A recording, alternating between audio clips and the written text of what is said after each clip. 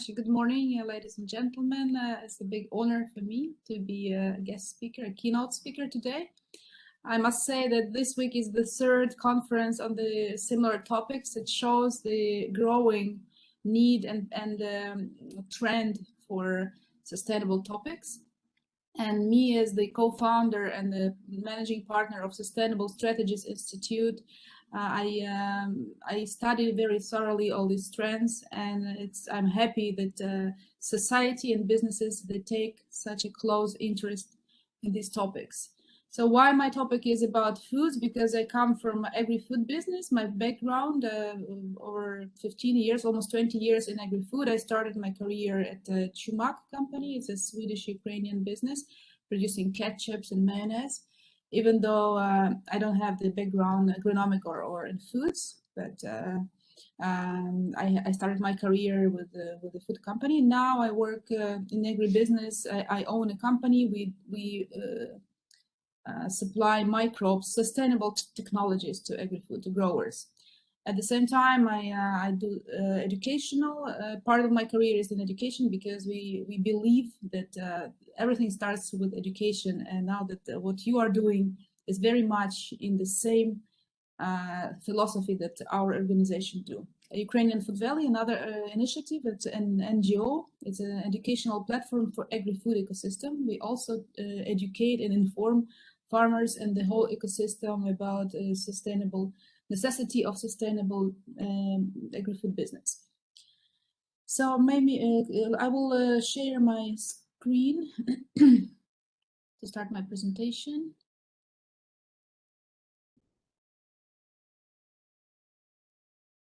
Can you see? Yes, sure. We can see it perfectly. Yes, thank you. So then the title is Climate Change in Urban Diets. Because the conference is about sustainable cities, and most of us live in the cities, and we are the target auditorium, so we could speak about ourselves. I would like to start with all of you well know the latest report issued by United Nations Climate Change Panel. It was issued last month in August, based on 14,000 works by scientists from 66 countries. The works that they have been doing within the last 10 years. So the key threats, it's a big work. I'm not going to recite everything. I just wanted to make some highlights about the key threats of climate change. So due to the climate change, and we all remember that in 2015, the Paris Agreement, many countries signed and contributed to keep the rising of temperature between in the frame of 1.5 degrees. Now we see that by 2030, so they committed to switch to zero carbon economies by 2030. But now we see that it's 2020, 2021, and we already are exceeding. So the scientists say that the predictions made 10 years ago or 5 years ago, they are going faster. So already now we have 1.5 degrees rise in temperature, and by the end of the century we will have 2 degrees Celsius increase in temperature. What does it mean for agri-food? It means the competition for new territories, because people will need to grow crops in other countries due to the severe droughts and lack of water and very high temperatures and air dryness. Look what is happening in Ukraine. I work in agribusiness. I know how many crops are migrating. The belts, for example, of soybeans is migrating from central Ukraine to west. In Carpathians, you start growing soybeans. So this is incredible, just because there is more rain. So the competition for territories and resources will be a next risk, and people migration, because in such countries as Pakistan and other, the daily temperature will be over 35 degrees. It means that people who are working outside, they cannot work more than 2 hours, because being exposed to such extreme temperatures and working over 4 hours is lethal for people. So it will mean a bigger pressure for infrastructure conditioning and the electricity grids. So a lot of risks caused by climate change. In terms of foods, many of our favorite foods may disappear, like potatoes, like coffee, chocolate, tea, cognac, whiskey, and beer. Why? Because they are all made of beans and the cereals, which may decrease in surfaces due to climate change. We have some skeptics who say, "Oh, come on, climate change is not true because everything goes in cycles. Sometimes we see." Look at our history. There was a ice era and then heating, and according to this report, scientists say that we have the highest temperature in a row within the last 2,000 years, and the last 10 years were the most dry in Europe, for example. And but it's not only heating; it's the temperature swings. You can have very hot, extremely hot summers, but very cold winters. And look what we had last year. Very cold spring, and in some countries, like in America and Texas, you had snowfall, and you never had snow in Texas before. So these unpredictable changes, they influence, of course, agriculture. So going deeper into agriculture, I would like to emphasize that there is very inefficient trend because we lose a lot of food along the value chain from breeding, production, logistics, and storage. And 1/3 of all the food is lost, according to FAO, United Nations. So it corresponds to 1 billion tons. 1 billion tons is enough to feed 800 million people who are dying and starving in sub-Saharan Africa. And it costs the global economy $940 billion yearly. And it's not only food we lose, we also lose non-renewable resources of energy that are used to produce this kind of foods. And also food waste is one of the largest producers of methane. And you know, the methane is one of the greenhouse gases that pollute atmosphere and create this greenhouse effect.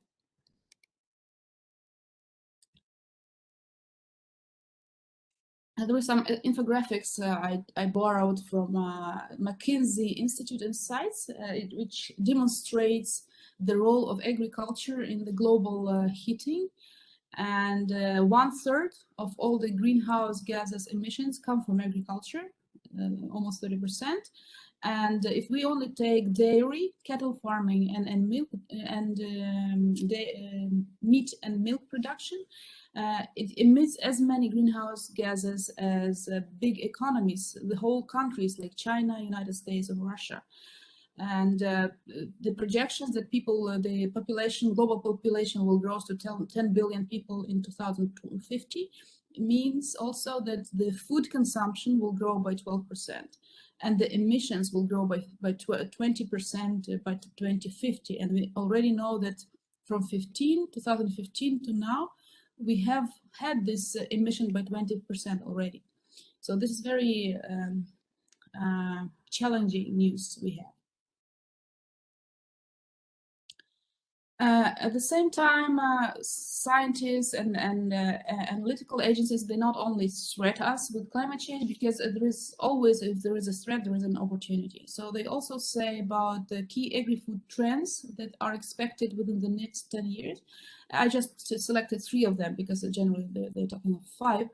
So number 1, we will eat differently. What does it mean? And this is the topic I would like to develop more in depth today. It means that people, well, you know that the economies are not even all over the world. There are developed countries and emerging markets. So we know that in emerging markets, in poorer countries, people could not afford balanced diets. Balanced diet means that you not only consume cheap carbs, but also proteins. So the countries like China, they are getting more developed, and people can afford more proteins. So on their plate, we can see steaks, we can see chicken, we can see pork. And if before you looked even at our country, that we had like vegan diets. Look at Ukrainian traditional foods. We have a lot of vegetables. We have borscht with vegetables. We have all kinds of seasonings, and meat was only part was like a side dish. Today we have the switch that people take a big steak and a little bit of greens. So we have had this transformation of diets where we started consuming more than necessary. We don't really need to eat steak every day. And the countries that were richer now, we also see this kind of trend that they eat more meat and they move less, and especially in cities where people work intellectually and especially after the COVID, when everybody was locked down at homes, people were moving less.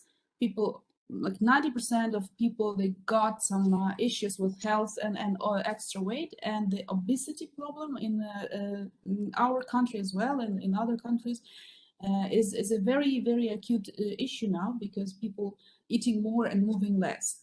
So the governments of these countries, there's an alert, and now they're thinking of promoting low-carb diets, but also plant-based proteins, because plant-based protein can satisfy your daily need in proteins and energy, but it doesn't make you obese, just to say it very simple.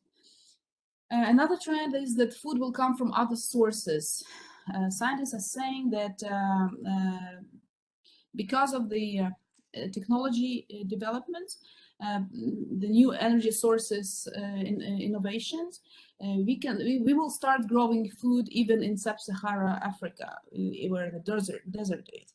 Because, for example, China is investing a lot into infrastructure, into irrigation, into desalination of water, and very soon you may see wheat, soybeans, and other crops being grown in Africa. That will mean more prosperity to local nations, and also the geography of production of crops, for example, for China, and we know that China is the biggest economy that consumes lots of plant proteins. They can start growing it in closer to their geography. To Africa, it will mean less carbon footprint from the logistic, for example, from Brazil to China, when it takes a lot of it's a long distance, and a lot of CO2 is emitted along the logistics. And the third very interesting trend is marketplaces and e-commerce that people they already do, especially pushed by COVID, because they couldn't go to restaurants, they couldn't go shopping. So now we see, even in Ukraine, today my colleague is presenting in Kharkiv on a marketplace that our organization is also making now, about the latest developments in e-commerce and marketplaces in agribusiness, because more and more people, more consumers, they don't want to spend their time going to shopping. They can do it all online. So let's go to eating habits in cities. Look at this graphic. So I have just taken some analytics from 3 key agencies, global agencies that monitor protein and diet problems or trends, A.T. Kearney, BCG, and Barclays Bank. So they all of them, they differ in their results, but all of them have the same trend. They say that non-meat consumption will be growing massively within the next 10, 15, or 20 years. If you look at the left-hand side, A.T. Kearney's projection, you will see that overall they say that the meat consumption, the conventional meat like beef, chicken, pork, will go down 60% by 2040.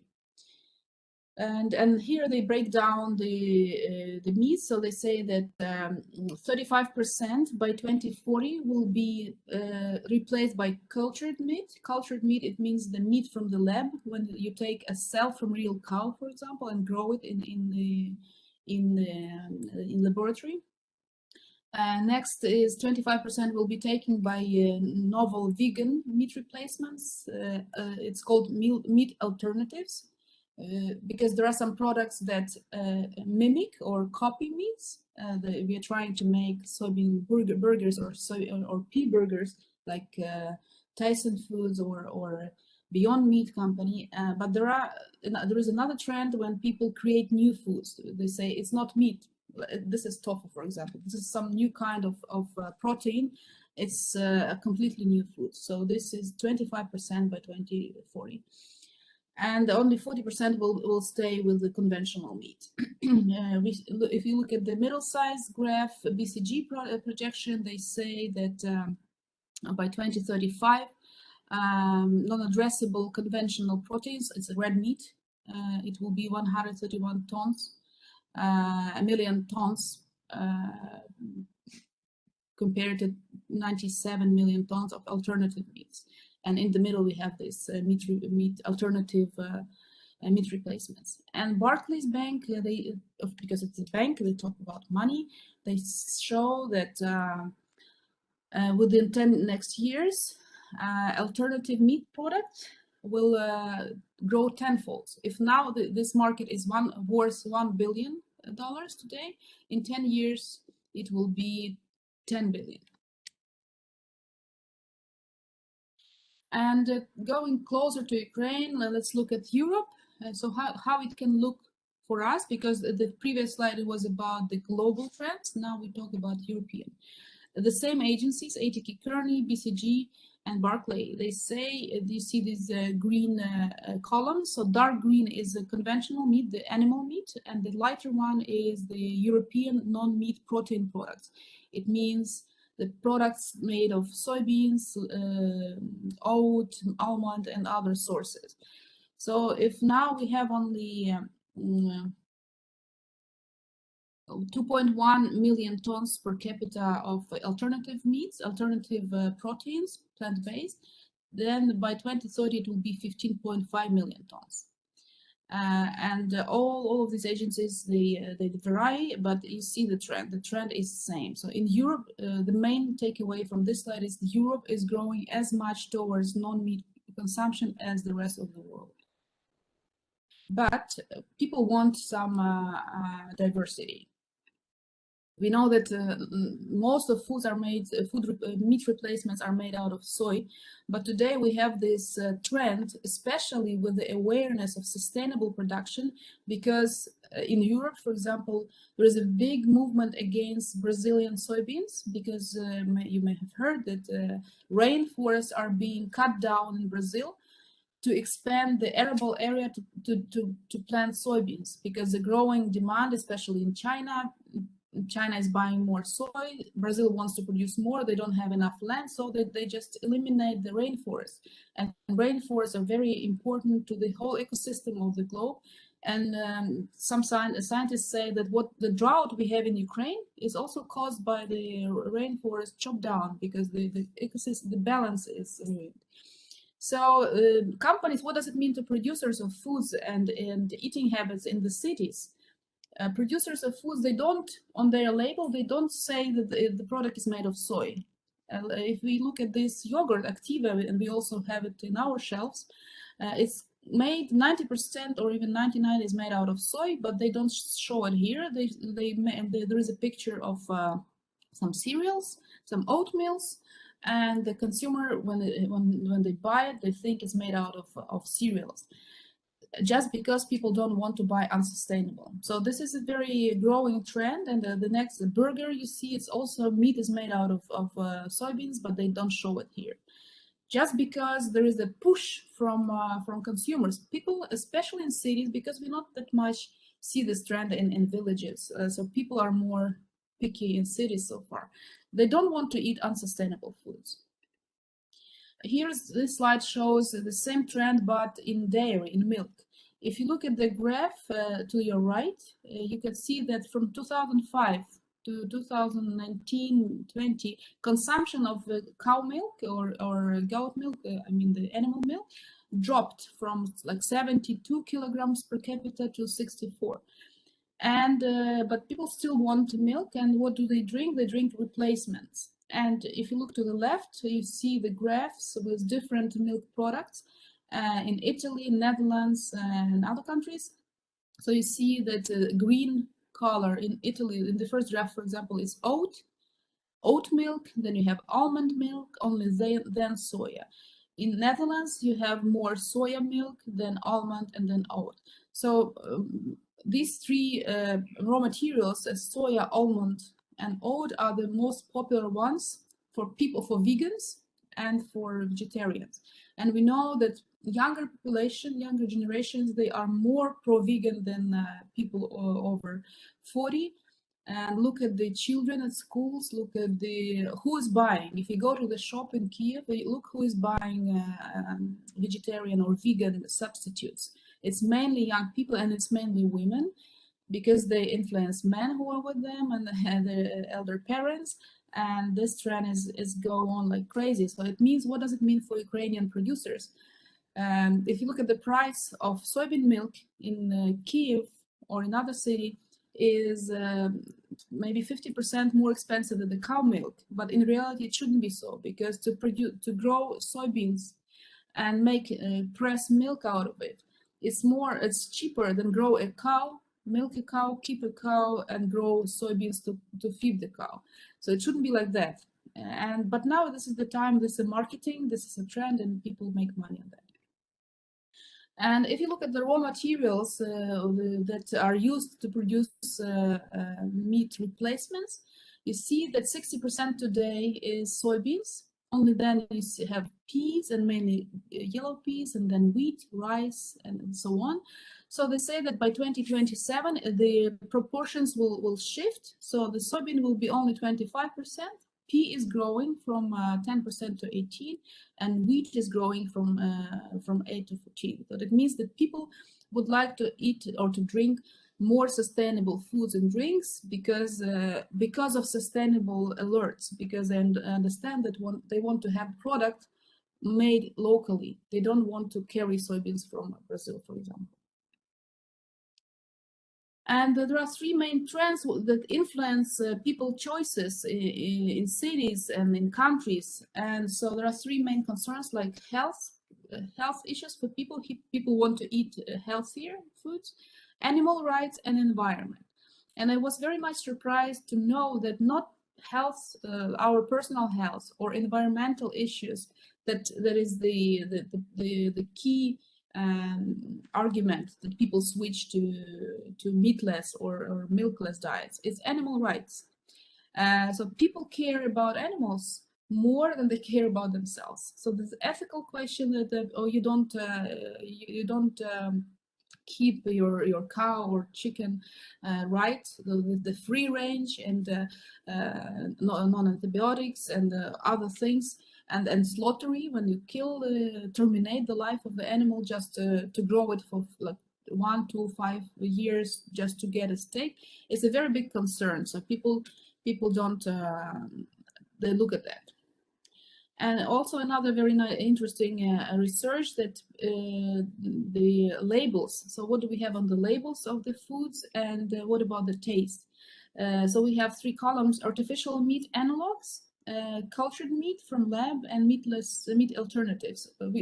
So far the technology is not that advanced, so the taste, it doesn't really taste like real meat. So this is keeping customers from buying in big volumes, because the taste, it doesn't taste right. Natural origin, so mainly to produce meat, to grow a cow in Ukraine, for example, is natural, is local because it grows here. But to bring a soybean alternative or alfalfa alternative, you import it, because we don't make it in Ukraine. So it's also locality. And to finalize, I just wanted to give an example of a startup. Well, actually, it's not a startup, maybe because it's around 10 years old. It just incorporated, and a very nice quote by its co-founder and CEO, Josh Tetrick, who said, "Meat made without animals could become as normal as electric cars and music streaming." We couldn't, in the end of the 90s, people couldn't imagine that we will be listening to our music from iTunes, YouTube, or Spotify without owning a CD, cassette, or whatever. People wanted to have these assets at home. Nobody believed But now we see that 90% maybe of people are listening. This is one of the strategies of circular economy, is dematerializing the things. You own the service instead of your product. So same will happen to meat. And this company specializes on cultured meat. And last month they launched in Singapore, in all the cities and canteens, school canteens. They launched chicken burgers and chicken foods, wraps, as you see in this picture, made out of cultured chicken. And I just wanted to show you the, just a second, to show you their website, where they, I highly recommend to visit it, where they show the traceability, the whole story, how they create their steaks and burgers. So they say that the taste will be natural, as if you're eating, because it's really meat. It's watery and moist and has flavor and smells like real. And here they show that we don't kill cows. So we select the best breeds, and we come and take a cell. It's 3 millimeters big, as a pepper. And so, and they explain how they produce this lab meat. They take a 0.5 gram temple, taken under anesthesia, so that it doesn't hurt. It's very important to consumers today that no cows suffer. And they make from it 80,000 burgers from one sample. So you don't have to have 80,000 cows or even 8,000 cows to have 80,000 burgers. And they explain all of the procedure, how they grow it, how they fry it, how they prepare it. And very important that they show you why I saw the sample is because yesterday I saw on LinkedIn that Leonardo DiCaprio, he became the co-founder, the investor and advisor to this company. So even these big stars are switching to this trend. So to finalize, the key takeaways from my presentation are that the European meat substitute market is growing quickly now, and it will grow exponentially in the next 10 years. And raw materials to produce replacements will be diversified because people want to eat different foods. And in Europe, and great demand for non-GM European or Ukrainian, like local high quality products is continuing to grow. And this is a very big opportunity for businesses, entrepreneurs who are producing. Actually, basically, this is all I wanted to say. Thank you very much for attention. Here you can have my contacts in this QR code, and let's stay in touch.